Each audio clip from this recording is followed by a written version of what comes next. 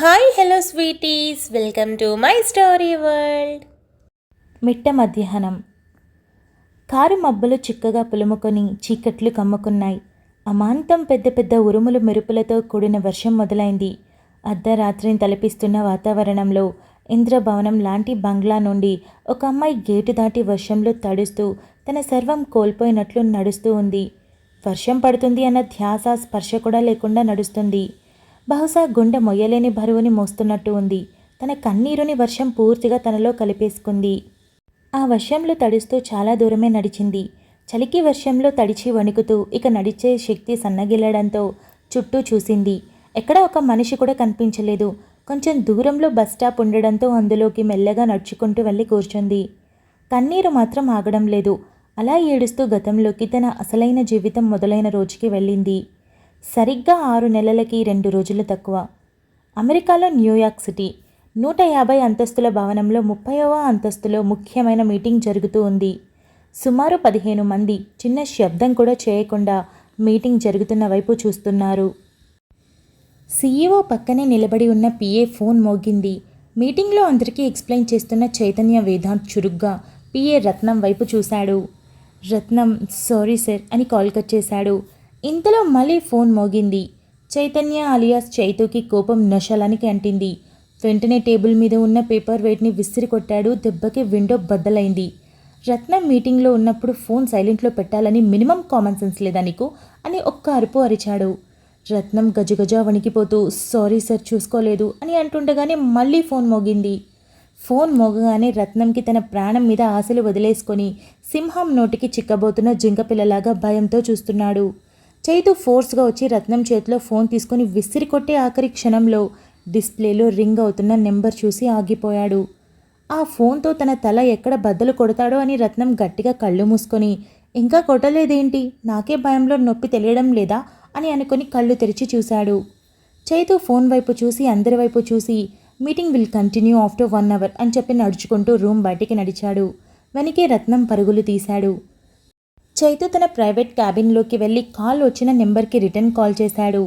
అవతల వైపు చెప్పింది మొత్తం విని నేను ఇప్పుడు ఇండియా బయలుదేరుతున్నాను అని చెప్పి రత్నం అని అనగానే సార్ అని వినయంగా చైతు ముందు నించున్నాడు. నా చాపర్ రెడీ చేయి, 10 నిమిషాలు ఇండియాకి స్టార్ట్ అవ్వాలి అని అంటాడు. సార్ మరి మీటింగ్ అని గుటికలు మింగుతూ అడుగుతాడు రత్నం. డూ వాట్ ఐ సే అని సీరియస్గా చెప్తాడు. అలాగే సార్ అని రత్నం బయటికి పరుగులు తీశాడు.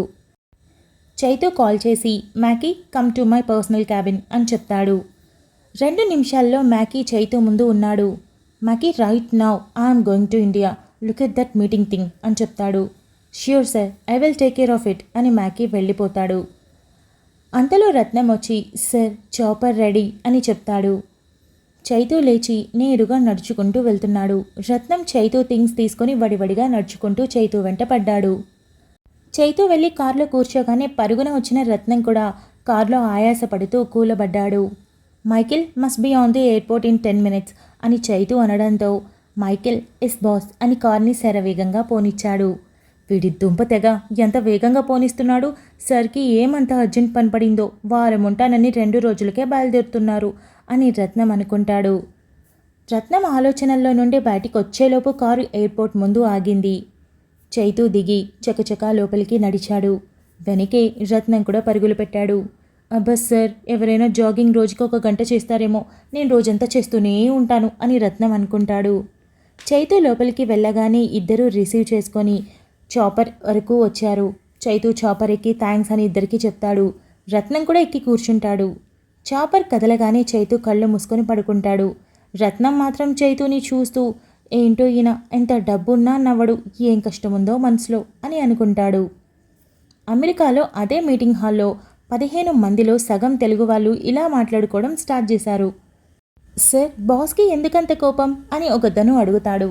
ఓ, నువ్వు కొత్తగా చేరావు కదా అందుకే అడుగుతున్నావు. ఆయన అంతే, కోపం వస్తే ఏం చేస్తాడో తెలీదు అని అంటాడు. అవునా, ఎందుకలా అని అడుగుతాడు. ఏమో, ఈ సివి మ్యూజిక్ కంపెనీలో చేరినప్పటి నుండి చూస్తున్నా ఇలాగే ఉన్నాడు, కానీ చాలా టాలెంటెడ్. ప్రతి కంట్రీలో చాలానే బ్రాంచెస్ ఉన్నాయి, కోట్ల కొద్ది టర్నోవర్. అయినా నవ్వడు. కారణం తెలీదు. ఒకప్పుడు ఈ కంపెనీ రిలీజ్ చేసే సాంగ్స్లో యాక్టివ్గా పార్టిసిపేట్ చేసేవాడంట. అదే యాక్టింగ్. కానీ 6 ఏళ్ల క్రిందట ఏం జరిగిందో ఆయన పూర్తిగా మారిపోయాడు. ఎవరికీ ఏం తెలియదు కానీ మంచివాడని చెప్తారు. మొదటి నుండి వర్క్ చేసేవాళ్ళు నిజమెంతో తెలీదు అని అంటాడు. ఓహో అని మరొకతను అంటాడు. పొద్దున బయలుదేరిన చాపర్ హైదరాబాద్ చేరుకునేసరికి పక్క రోజు తెల్లారి అయింది. రత్నం నీకోసం కారు పంపించాను, ఇంటికి వెళ్ళిపో, రేపు డైరెక్ట్గా ఆఫీస్కి వచ్చాయి అని చెప్పి చైతు తన ఓన్ రోల్స్ రాయ్స్లో ఇంటికి వెళ్ళాడు. చైతు ఇంటికి చేరుకోగానే సెక్యూరిటీ గేట్స్ని తీశారు. చైతు కార్ని లోపలికి పోనిచ్చి దిగి చుట్టూ గార్డెన్లో నానమ్మ కోసం చూస్తాడు. కనిపించకపోయేసరికి ఇంకా లెయ్యలేదు అని అర్థమై లోపలికి వెళ్ళాడు. నేరుగా తన గదిలోకి వెళ్ళి ఫ్రెష్ అయి వెంటనే రెడీ అయి దీపక్కి కాల్ చేస్తాడు. దీపక్ కాల్ లిఫ్ట్ చేయగానే హోటల్ హయత్కి రమ్మని చెప్పి కాల్ కట్ చేస్తాడు. ఫోన్ పక్కన పెట్టి తన గదిలో ఉన్న సీక్రెట్ రూమ్ వైపు వెళ్ళి ఒక 10 నిమిషాలు అక్కడే ఉండిపోయాడు. కాసేపటికి బయటకొచ్చి ఫోన్ తీసుకొని తన రూమ్ నుండి బయటకొచ్చి హాల్ వైపు నడిచాడు. చైతు అని పిలుపు వినిపించడంతో చైతు అడుగు ఆగిపోయింది. నానమ్మ అని తిరిగి చూశాడు. చైతు వైపు నవ్వుతూ చూస్తూ అప్పుడే వచ్చేసావా నాన్న అని మహాలక్ష్మి గారు అడుగుతారు. అవును నానమ్మ, ముఖ్యమైన పని ఒకటి ఉంది, అందుకే వచ్చాను అని చైతు అంటాడు. అప్పుడే రెడీ అయ్యావు అని మహాలక్ష్మి గారు అడుగుతారు. ముఖ్యమైన పని అన్నాను కదా నానమ్మ, వెళ్ళాలి అని చైతు అంటాడు. సరే హాల్లో కూర్చో, కాఫీ తాగి వెళ్దు అని మహాలక్ష్మి గారు అనడంతో ఆమెకు ఎదురు చెప్పడం ఇష్టం లేని చైతు అలాగే నానమ్మ అని నవ్వుతూ సోఫా వైపు వెళ్తాడు. మహాలక్ష్మి గారు నిజంగానే సాక్షాత్తు ఆ మహాలక్ష్మిలాగే ఉంటారు. ఆవిడ సంగీత విద్వాంసురాలే కాకుండా ఆఫీస్లో ఆవిడంటే ఎనలేని గౌరవం కూడా ఉంది. చైతుకి మొదటి నుండి మ్యూజిక్ మీద ఇష్టం రావడంతో ముఖ్య కారణం మహాలక్ష్మి గారే. చిన్నతనంలో చైతుకి అమ్మ దూరం అవ్వడంతో నానమ్మనే ప్రపంచమైంది. అందుకే నానమ్మ ఏం చెప్తే అది చేసుకుంటూ పోతాడు. కానీ ఆవిడ కూడా చైతుకి ఇష్టం లేని పని చెయ్యదు. మహాలక్ష్మి గారి స్వయంగా తన చేతో కాఫీ తయారు చేసి చైతుకి ఇస్తుంది. ఇద్దరూ కలిసి కాఫీ తాగాక నానమ్మ నేను దీపక్ని కలవడానికి వెళ్తున్నాను అని చైతు అంటాడు. చైతు మన ఆఫీస్లో పనిచేసే రాజారాం కూతురు పెళ్ళి ఉంది, మనం వెళ్ళాలి అని మహాలక్ష్మి గారు అంటారు. అలాగే నానమ్మ, ఎప్పుడు అని చైతు అడుగుతాడు. 11 గంటలకు ముహూర్తం అని మహాలక్ష్మి గారు అంటారు. అలాగే నానమ్మ, ఇప్పుడు ఇంకా 7 కదా, త్వరగా వచ్చేస్తాను, కలిసి వెళ్దాం అని చైతు అంటాడు. సరే వెళ్ళిరా అని మహాలక్ష్మి గారు అంటారు. చైతు తన బెంజ్లో హోటల్ హయత్కి స్టార్ట్ అయ్యాడు. దారిలో రత్నంకి కాల్ చేస్తాడు. రత్నం ప్రయాణం చేసి అలసిపోవడంతో మంచి నిద్రలో ఉంటాడు. జాకతికలాజా జాకతికలాజా అని పెద్దగా రింగ్ అవ్వడంతో ఉలిక్కి పడి లేచి ఫోన్లో చైతు నెంబర్ చూడగానే ఈయన గారికి నిద్ర కూడా పట్టదనుకుంటా అని లిఫ్ట్ చేసి చెప్పండి సార్ అంటాడు. ఏంటి నిద్రపోతూ తిట్టుకుంటున్నావా అని చైతు అంటాడు. సార్ అని రాగం తీసి లేదు సార్ అని అంటాడు. షార్ప్ 10కి ఇంటి దగ్గర ఉండాలి అని చెప్పి పెట్టేస్తాడు. రత్నం ఫోన్ వైపు చూస్తూ ఇదేం కర్మరా దేవుడా, మనసులో కూడా మాట్లాడుకోలేకపోతున్నా అని అనుకుంటాడు. చైతు దారిలో ఉండగానే దీపక్ కాల్ చేస్తాడు. చెప్పు దీపు అని చైతు అంటాడు. అన్నయ్య కార్ పంచర్ అనుకుంటా హయత్ వరకు రాలేను, నువ్వే కాస్త నేను ఉండే చోటికి రాగలవా, ఇక్కడ కూడా కాఫీ డే ఉంది అని దీపక్ అంటాడు. సరే లొకేషన్ షేర్ చేయి అని చైతు కాల్ కట్ చేస్తాడు. దీపక్ సెండ్ చేసిన లొకేషన్కి స్టార్ట్ అయ్యాడు చైతు. సరిగ్గా తన బెంజ్లో 10 నిమిషాల్లో కేఫ్కి చేరుకున్నాడు. దీపక్ హాయ్ అని చెయ్యి ఊపుతాడు. చైతు దిగి గ్లాసెస్ పెట్టుకుంటూ ఎంతో టీవీగా దీపక్ వైపు వెళ్ళాడు. ఎర్లీ మార్నింగ్ కావడంతో కేఫ్లో ఎవరూ పెద్దగా లేరు. ఇద్దరూ లోపలికి వెళ్ళి కూర్చున్నారు. చైతుని చూడగానే వెయిటర్, మేనేజర్, అకౌంటెంట్ ఇలా అందరూ చుట్టూ చేరి హాయ్ సార్ ఒక సెల్ఫీ అని అడుగుతున్నారు. చైతు చిన్న స్మైల్తో ఓకే చెప్తాడు. ఉన్న 4 ఫొటోస్ ఆటోగ్రాఫ్ తీసుకొని వెళ్తారు.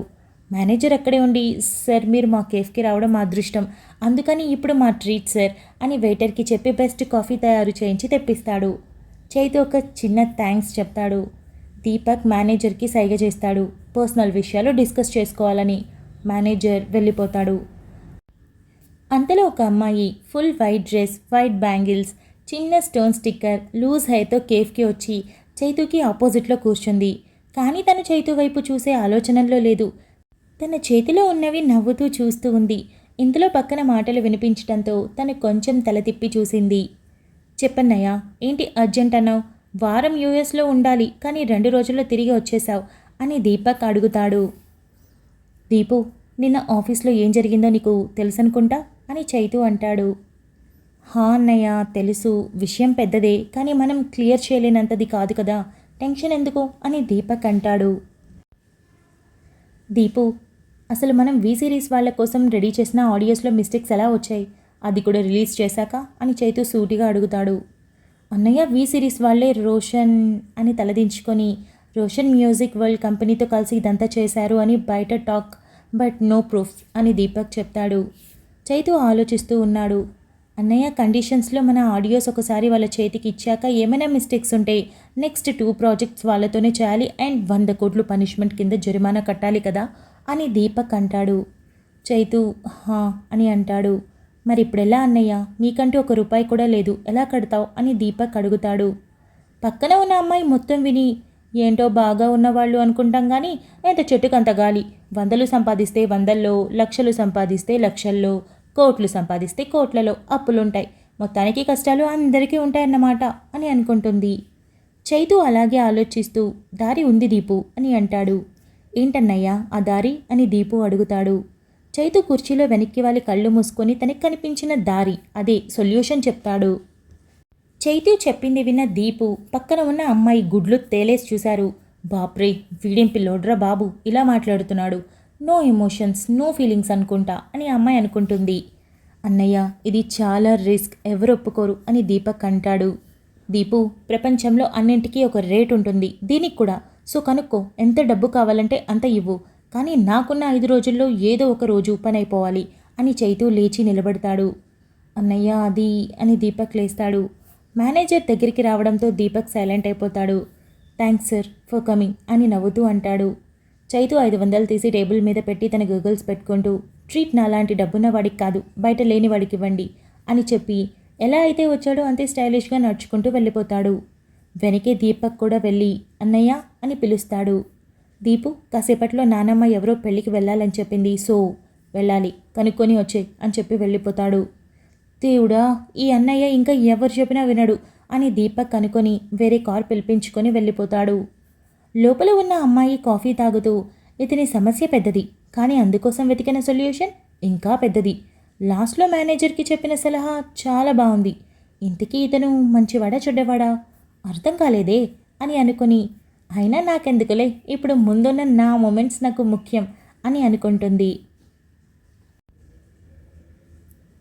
చైతు ఇంటికి వెళ్ళేసరికి మహాలక్ష్మి గారు రెడీ అయి ఉన్నారు.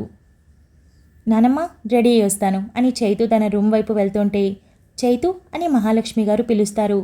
చైతు ఆగి వెనక్కి తిరిగి చెప్పు నానమ్మ అని అంటాడు. రేపు జ్ఞాన్ని కలవవా అని మహాలక్ష్మి గారు అడుగుతారు. నానమ్మ నువ్వు వెళ్ళొచ్చేసేయ్ అని చెప్పి ఇంకేం మాట్లాడకుండా నేరుగా తన గదికి వెళ్ళిపోయాడు. మహాలక్ష్మి గారు బాధగా చైతు వెళ్ళిన వైపు చూస్తారు.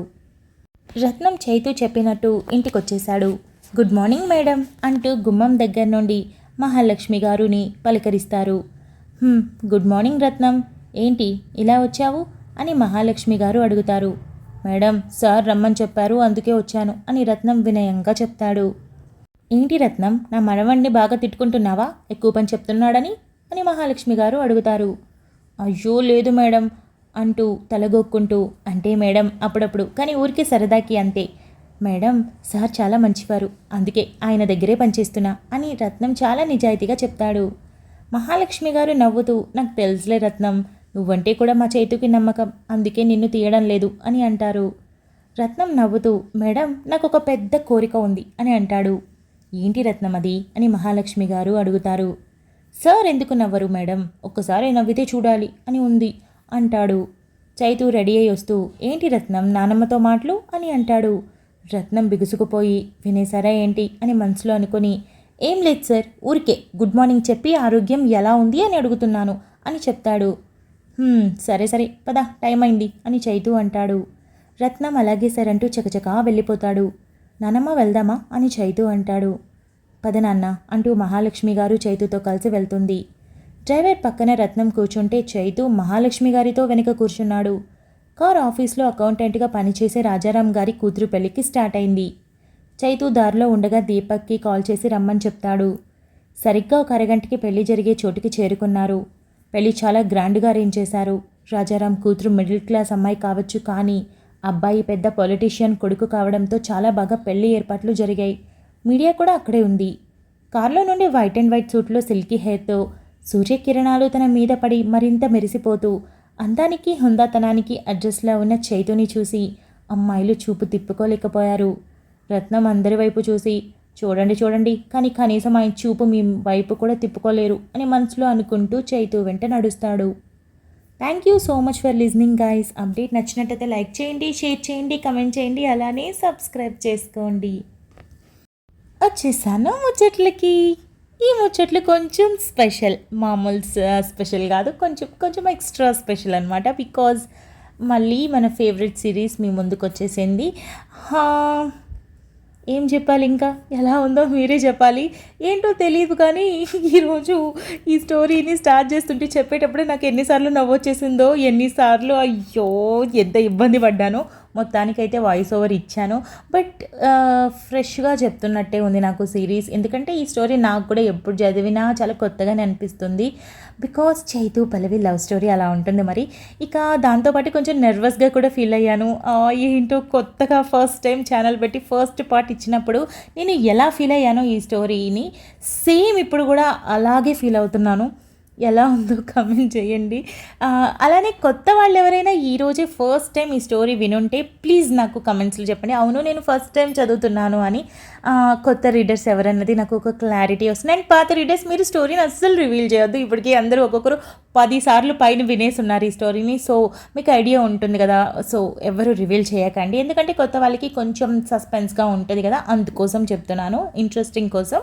ఇక దాంతోపాటు లాస్ట్ అప్డేట్ కమెంట్స్ విషయానికి వస్తే వరుణ్కి ఎవరితో పెళ్ళి అవుతుందని చాలా సస్పెన్స్గా ఉంది, చాలా చాలా టెన్షన్గా ఉంది అని అంటున్నారు. పెళ్లి మండపానికి చేరుకున్నారు కదా, సో అక్కడ జరుగుతుంది గోల్మాల్ అంతా. చాలామంది ఏంటంటే మూవీ 3 ముక్కలాట మూవీలో జగపతి బాబు కోసం 3 హీరోయిన్స్ కొట్టుకున్నారు, అలానే ఉంది ఇక్కడ అని. అంటే ఇక్కడ వరుణ్ కోసం ఎవరు కొట్టుకోవట్లే, ఎవరు ప్రేమించిన వాళ్ళని వాళ్ళు చేసుకోవడానికి ముప్పు తిప్పలు పడుతున్నారు ఇక్కడ. అటు మేఘ ఏమో వరుణ్ని చేసుకోవడానికి ట్రై చేస్తుంది, వరుణ్ ఏమో భూమిని చేసుకోవడానికి ట్రై చేస్తున్నాడు, భూమి ఏమో అటు ఇటు కాకుండా నించునుంది. ఇక్కడ సుస్మిత ఏమో రాకేష్ కోసం ట్రై చేస్తుంది, రాకేష్ ఏమో భూమి కోసం ట్రై చేస్తున్నాడు. ఇక ఆకాష్ ఏమో భూమి కోసం ట్రై చేస్తున్నాడు. ఇటు వచ్చి రాకేష్ మళ్ళీ సుస్మిత గురించి ఆలోచించడం మొదలుపెట్టాడు. మొత్తం చాలా క్లమ్జీగా ఉంది కదా. మనం అన్నింటికి ఒక సెటిల్మెంట్ ఇచ్చేద్దాం. ఇక ఈ అప్డేట్ ఎలా ఉందో కమెంట్ చేయండి. మొత్తానికి మీ లంచ్ టైంని కూడా నేను భర్తీ చేస్తున్నా ఇవాల్టి నుండి. సో ఒక మంచి సిరీస్తో కాబట్టి హాయిగా పొట్ట నిండా తింటూ వినండి, ఓకేనా? ఇక అంతే ముచ్చట్లు. ఈ అప్డేట్ ఎలా ఉందో కమెంట్ చేయండి. మనం తర్వాత అప్డేట్లో కలుసుకుందాం. అంతవరకు keep smiling, stay healthy, bye guys.